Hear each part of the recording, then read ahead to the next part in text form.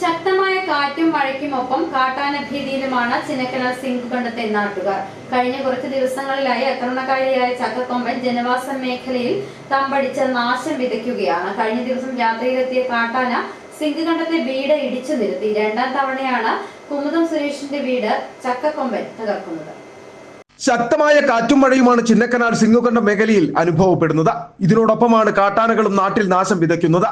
ആക്രമണകാരിയായ ചക്കക്കൊമ്പൻ ഒരു ഇടവേളയ്ക്ക് ശേഷം ജനവാസ മേഖലയിൽ നിന്നും കാട് കയറാൻ തയ്യാറായിട്ടില്ല. ഏതാനും ദിവസങ്ങൾക്കുള്ളിൽ നിരവധി ആക്രമണങ്ങളാണ് പ്രദേശത്ത് ചക്കക്കൊമ്പൻ നടത്തിയത്. കഴിഞ്ഞ ദിവസം BL റാവിലെ റേഷൻ കട തകർത്തിരുന്നു. ഇന്നലെ രാത്രിയിലെത്തിയ കൊമ്പൻ സിംഗുകണ്ടത്തെ ഒരു വീട് ഇടിച്ചു നിരത്തി. അമുത സുരേഷിന്റെ വീടാണ് ഇടിച്ചു തകർത്തത്. കുട്ടികളുമായി അമുത തമിഴ്നാട്ടിൽ പോയിരുന്നതിനാൽ വീട്ടിൽ ആളുണ്ടായിരുന്നില്ല. അതുകൊണ്ട് തന്നെ അപകടം ഒഴിവായി. ഇതാ രണ്ടാം തവണയാണ് ചക്കക്കൊമ്പൻ തന്റെ വീട് തകർക്കുന്നതെന്ന് അമുത സുരേഷ് പറയുന്നു.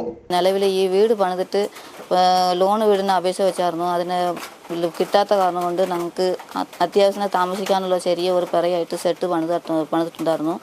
ഇപ്പോൾ കഴിഞ്ഞ പ്രാവശ്യം ഒരു 4 മാസത്തേക്ക് മുമ്പിൽ വന്നിട്ട് യാണ് തട്ടി ഈ വീട്. അന്നേരവും ഗവൺമെൻറ്റുമായിട്ടോ ഇതുമായിട്ടോ എനിക്ക് ഒരു സപ്പോർട്ട് എനിക്ക് കിട്ടിയില്ല. ഇപ്പോൾ രണ്ടാമത്തെ ഇന്നലെ ഞാൻ നാട്ടിനെ എനിക്ക് 2 പിള്ളേരുള്ളതാണ്.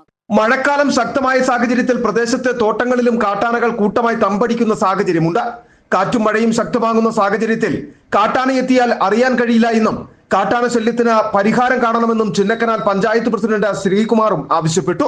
എന്നും ഒരു 6 മണി 7 മണിയാകുമ്പോഴത്തേന് തന്നെ ജനവാസ മേഖലയിലേക്ക് ആന ഇറങ്ങുകയാണ്. ചക്കക്കൊമ്പൻ എന്ന് പറയുന്ന ആന ഭയങ്കര ശല്യമായിട്ട് മാറിയിരിക്കുകയാണ് ഇപ്പോഴും ഇവിടെ.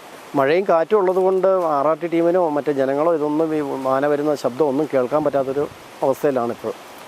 ഏതാനും മാസങ്ങൾക്ക് മുമ്പ് ചക്കക്കൊമ്പൻ ഇതേ വീട് തകർത്തതിനു ശേഷം കടം വാങ്ങിയും മറ്റുമാണ് 2 മുറിയുള്ള ഈ ചെറിയ വീട് നിർമ്മിച്ചത്. ഇതും തകർത്തതോടെ കൊച്ചുകുട്ടികളുമായി ഇനി എവിടേക്ക് പോകുമെന്ന ആശങ്കയിലാണ് കുടുംബം. നിർധന കുടുംബത്തിന് വീട് നിർമ്മിക്കാൻ വനം വകുപ്പ് അടിയന്തര സഹായം നൽകണമെന്ന ആവശ്യവും ശക്തമാണ്. City vision, Chinnakanal.